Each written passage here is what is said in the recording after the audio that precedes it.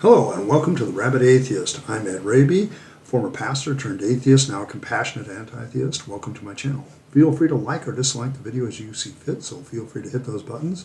Feel free to comment below, and I would appreciate it if you would subscribe to the channel and hit your notification bell for more content as it is released.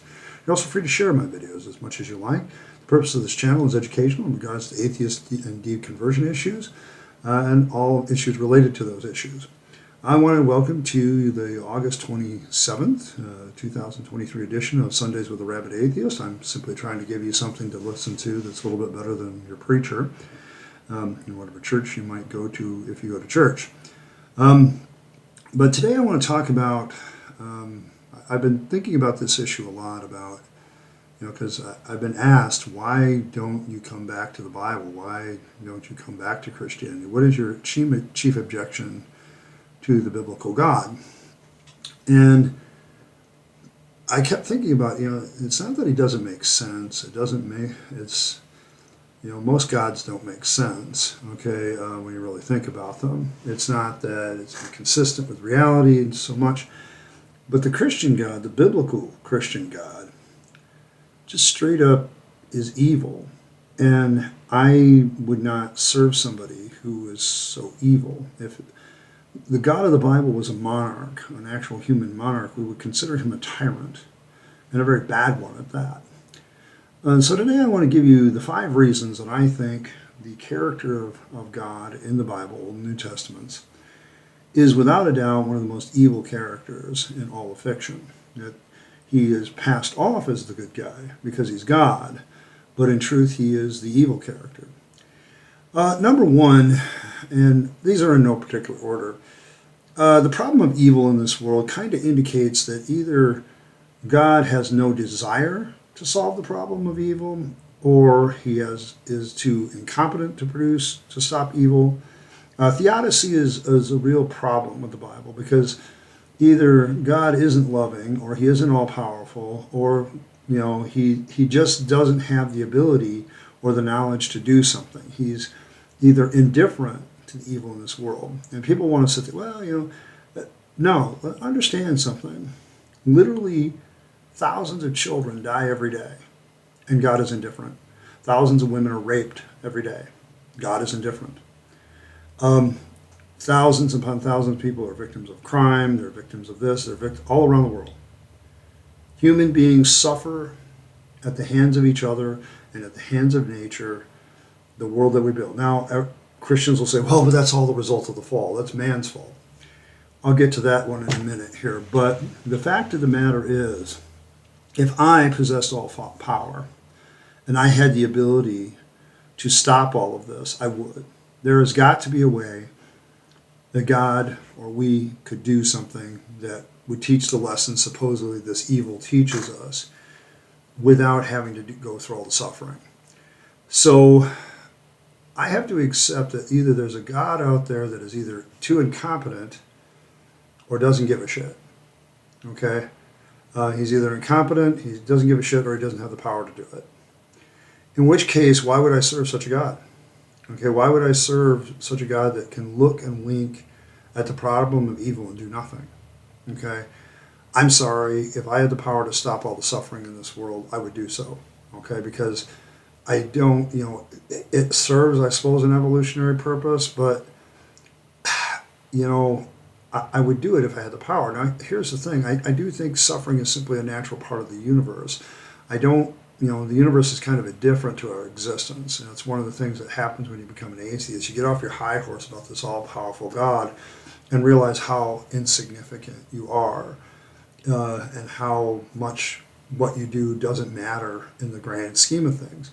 And so the only real purpose you can have is to give yourself purpose in the here and now and do something good in the here and now to alleviate people's suffering as much as possible. And maybe even have a better attitude about it in the first place, of what it can teach you about life.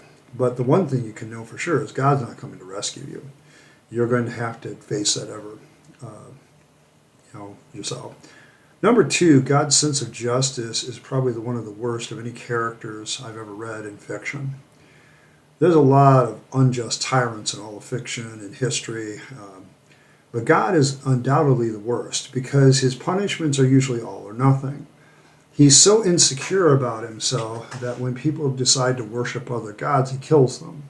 He's so insecure about himself that he must have adoration 24/7 by his people, or he is going to get rid of them. They can, when you look at the commandments, he's just very, very insecure about his position as God. The Ten Commandments now, to me, reads like a dictator trying to shore up his power. And so his sense of justice isn't based in any sense of real moral justice. It's more in the sense of, just protecting his power and his throne, which seems odd for an omnipotent God. It doesn't seem that you would have any need or any feeling to protect something that was a guarantee. But God doesn't seem to act that way. He doesn't act like he's got a guarantee to his power on the throne. He acts like he's very insecure about it. For me, I just, if you're going to be talk about justice, let's talk about justice. Let's talk about how to get away from this all or nothing name of justice. In particular, the doctrine of hell that some Christians have. You're literally going to burn people for eternity for something they did in a very short temporal existence by comparison. How is that justice? If my kids did something wrong to me or my grandkids, I certainly wouldn't think, well, you don't believe in me and you're not respecting my authority, so I'm going to burn you forever. Would I be considered a good grandparent or father at that point? I don't think so, but somehow God gets a free pass. And I just think, in addition to his incompetence about the problem of evil, the fact is when he does deal with evil, his sense of justice is completely backwards. It's all about protecting his power. In fact, I would say that God's plan for solving the problem of evil and the problem of sin is kind of crap too. When I get to the New Testament, it's like, so we have to have God sacrificing himself to himself so that he can forgive us. Okay. The solution, first of all, doesn't seem to require a lot of brilliance to realize that that's kind of problematic. Number two, I'm not really sure why God can't just forgive. It becomes a real issue to me that, God doesn't have he knows what's going to happen. He knows that sin's going to enter the world, or at least knows the possibility of it. And yet his plan for forgiving everybody, and according to the Bible, he desires to forgive everyone. That's in 1 Timothy chapter 2. He wants all people to come to salvation, but he can't seem to pull that off. And maybe it's because his plan of his salvation is a little bit incompetent, or he's lying. He doesn't really desire to have everybody saved, so he's just going to play games and eventually just destroy us. And this whole idea of sacrificing his own son, sacrificing himself to himself so that he can forgive you, so that he himself won't kill you and burn you forever, that's kind of a really weird solution to the problem. It's very manipulative. I talked about this on my on my deconversion story part 2, where I said it creates in a person a cycle of guilt and repentance, guilt and repentance, guilt and repentance. And I don't think that's very healthy. Number 4, he orders his people to kill and enslave others and says it's a good thing. In truth, if you study the Bible, God kills more people than Satan, okay? And most of it simply because they piss him off, okay? And he gets mad at them. I mean, when you really look at, for instance, the Noah's flood story, the myth there, the flood story myth, God literally kills people because he's surprised and grieves over the fact that they start to think about evil all the time. This is going to get into my last point with God and why the God of the Bible is evil and I refuse to serve him. But it seems strange that the God of the Bible, who condemns so many actions in the commandments, does violate those commandments all the time. If we have a manager or a governor or a president or some other leader who tells you what to do but then turns around and does the same thing himself, we call that person hypocritical, but not God. God always seems to get a free pass. God always seems to get away with stuff. And it's funny to me that people will, justify this. Well, those were bad people that he killed, or those were bad people that got enslaved. It's like, well, are you saying then that God is too incompetent, that he doesn't know how to reason with those people and bring them about to good? It seems like if God is truly all-knowing and all-powerful, he could demonstrate his love and his desire to take care of everybody, to everybody without threat.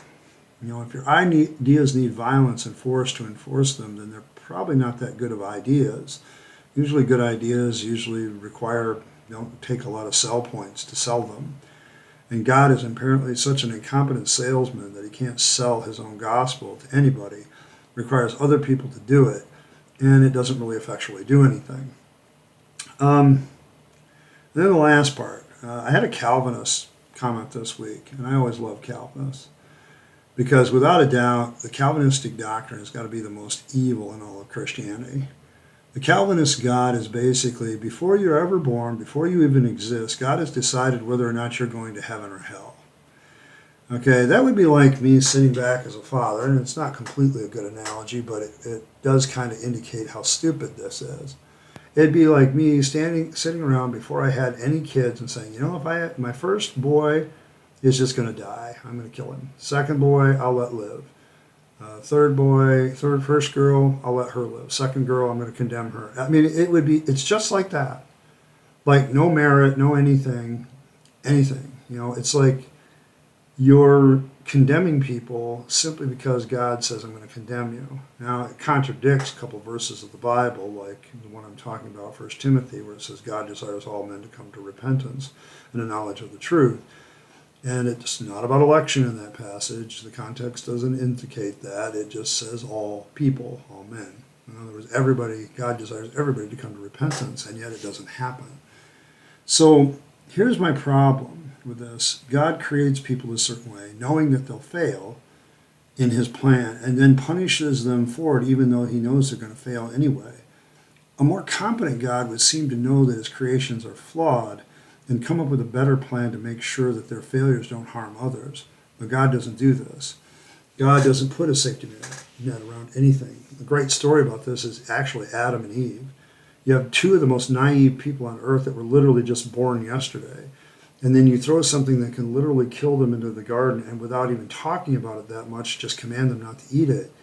It's literally like putting two toddlers next to an open container of bleach and then saying, don't drink that, when they don't understand why or anything else. Without a doubt, God's just a lousy parent in the Bible. He's horrible. There's other ways that he could do things, but he doesn't do them that way. All right, that's it for my 5 reasons why I think God is evil and why I still refuse to serve him. And much like Dan Barker, if I ever find out that this is the real God, I would rather roast in hell and scream from hell about what kind of a piece of shit he is than serve him. Sorry, I wouldn't serve such a God. I want to deal with a couple of comments from my last week when I talked about politics a little bit, and so I want a few understandings to be well known. One comment told me that I should probably stop listening to the right so much about LGBTQ and the progressives and all such, and I should learn more about what real progressives are.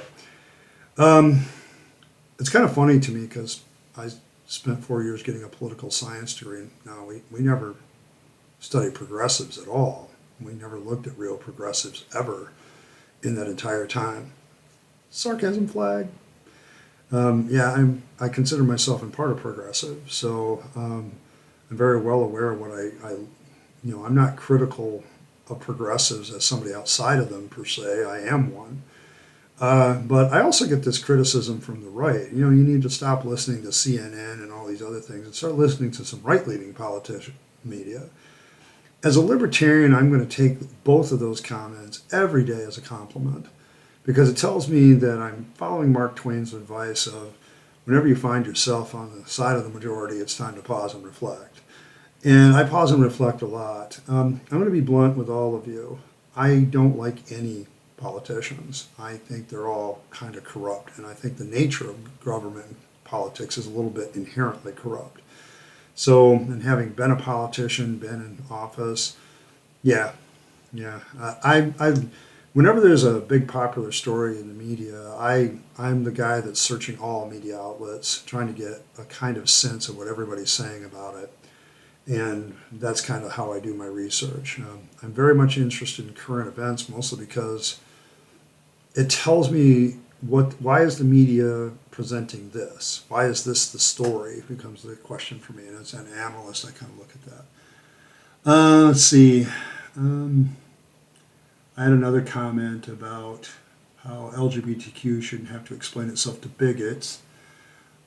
First of all, regardless of what your position is on anything, you should always be ready to educate on it and explain it coherently and rationally to others. Because it's not just about the bigots. It's about people that are sitting on the fence and just watching. They're watching how you're going to treat other people. A good example from my own recent history when I was working in the high school, I used to watch the whole dating scene, because kids are always dating and stuff. And it was interesting how some girls or guys, when they were approached by somebody to date them, that wanted to talk to them, go out with them, how their reaction to that would determine if that would happen again. Okay, and it illustrates kind of a point. Like if a guy comes up to her and she's not interested in that guy, and he comes up to her and asks her to a dance or something, if she was like, no, I would never date you because you're a piece of POS and all this other crap, and just brushes him off really rudely, that girl would often get surprised that other people weren't asking her out. And that's because how you reject people and ideas in your life is also a great indicator of whether or not people are going to engage you later. I disagree with the tactics of cancel culture. I disagree with political correctness. I disagree with any form of censorship, okay? Because those to me are not progressive, they're regressive. And cancel culture, that kind of thing, has been both sides, of course, but political correctness is definitely a leftist movement, okay? So I disagree with them because I believe that's regressive, not progressive, okay? Because when you're playing the game of political correctness and people have to use the right language, when you limit vocabulary, it allows us not to have as detailed and as good a conversations.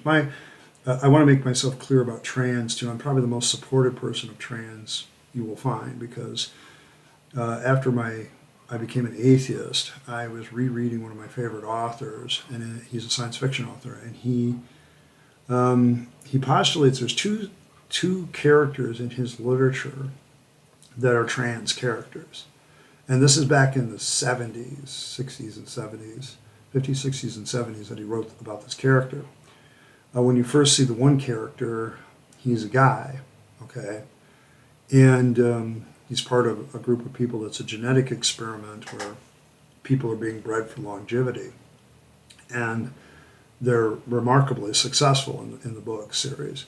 So these people end up living for a long time, and then they develop, because they live longer and longer, they develop medical technology that allows them to live longer, have their bodies rejuvenated, they begin to fight old age, they begin to live a long time. But they also, in that medical discovery, for instance, one of the techniques for getting to live longer is to transplant a person's brain into another body. Well, this particular individual had himself cloned, but not as a male, but as a female, and then had his brain transplanted into the female body.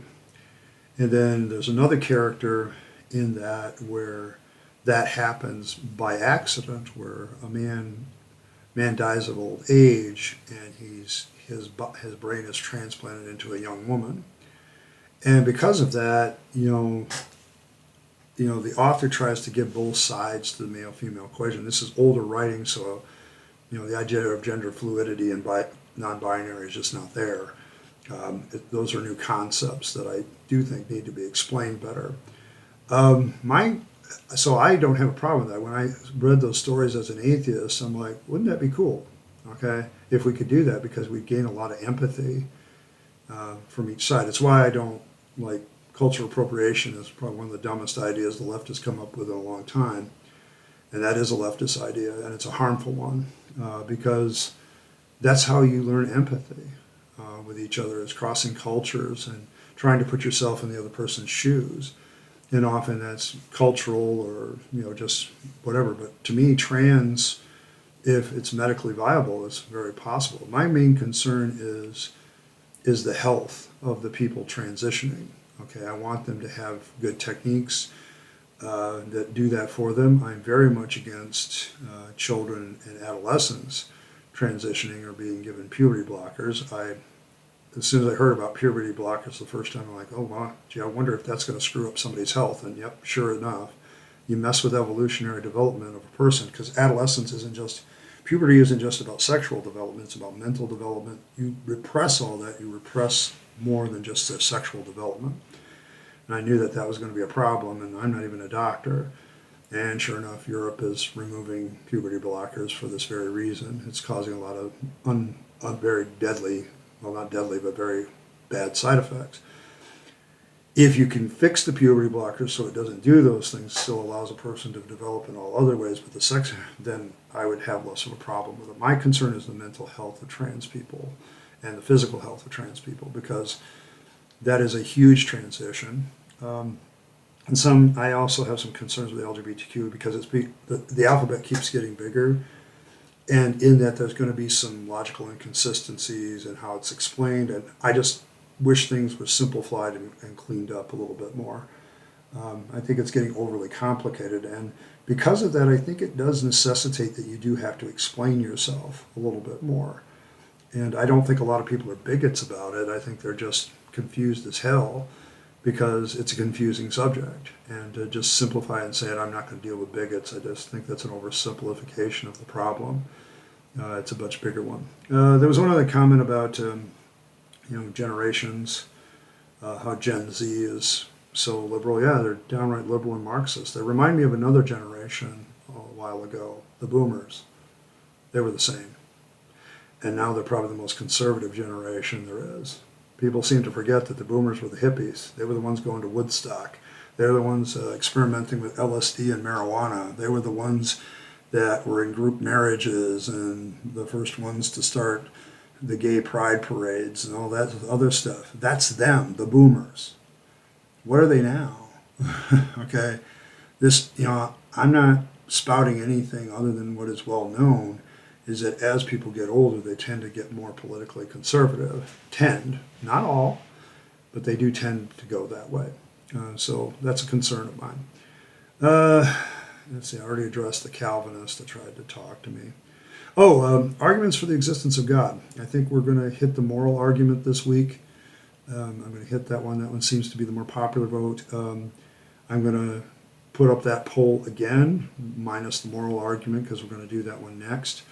And then, like this week, the Sunday one will be the kind, when I do the Sunday Atheist, which is usually on a Saturday, that I record it, that's when I'm going to change it. Okay. I'm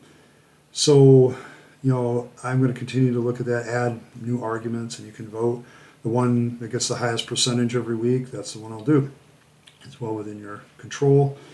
I'm going to continue with my deconversion story until I'm finished, and then that'll probably just drop off, and I'll continue with one series that I'm working on every week, and then Sundays with the Rabyd Atheist, because I want to get back to my other channel, Simple Life Philosophy, because I really need to talk more about being a Stoic and other philosophies I have, because there's some things that are going on in my mind that I need to get together.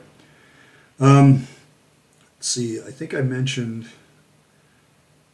I've been mentioning autism in my stuff, and I wanted to let most of you know that I can definitely recommend therapy when it comes to autism, because right now what my therapist is helping me do is learn better coping mechanisms, because I can tell you right now it's summertime and I can't wait for it to end, because all my senses are on high alert all the time.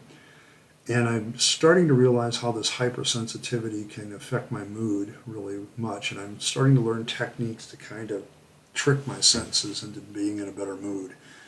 And so that's, some of you have expressed some concern privately about that. And I just wanted to let you know I'm doing much, much better. My one last stream, RCA commented about how he'd been going through a hard time. RCA, I'd say thoughts and prayers, but I don't believe in that anymore. always make sure you're in therapy. Get as much help as you can. The big thing now that we don't really believe in God is make sure you rely on your fellow man, okay, because that's what you got. You eventually have to rely on yourself for a lot of things, but make sure when you need help, ask for it. Don't be so prideful that you can't ask for help. This is something I'm learning, okay. It was a hard thing for me to approach the clergy project and ask for help, because I very much want to be independent. But independence and self-reliance doesn't imply always that individual is self-reliant. Sometimes it's the community. We always want to strive for it, but we don't always get there. I think that's it. I think that's going to be it for today's episode of Sundays with the Rabyd Atheist. I just find God to be a kind of a despicable character. There's a lot of things that I'm very different on. Thanks to all of you. I've been kind of chuckling for the past 24 hours because my subscriber count is at 969. And being the dirty-minded man that I am at times, that kind of makes me chuckle. More than the 69, the 969. What the hell's going on there? Thank you for all the subscribers. We're about 31 short, and I don't know. We keep edging closer and closer to all that, and then of course the watch hours is at like 2,500 right now. That's over the last 365 days. So what happens there is whatever happened 366 days ago drops off. That time drops off and it's replaced by the new time of that day. So that's why it seems like it's going a lot slower than it should. But if my watch hours are any indication for the last month, we'll hit 4,000 eventually and never have a problem staying there. Okay, I just got to keep producing new videos and doing what I'm doing. And we'll get there eventually. And once we have memberships, we'll be doing that and ad revenue. And that'll be one step closer for me doing some other things that I would like to do with the channel and as an atheist. I'm still very much an advocate for those deconverting. I'm still very much a person that advocates for atheists being treated as equals and not as lessers simply because we don't believe in God.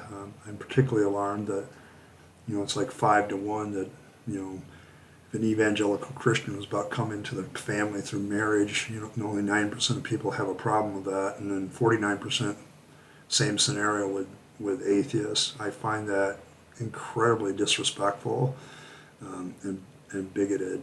I don't normally use the word bigot. Prejudice. Prejudice is probably a better word.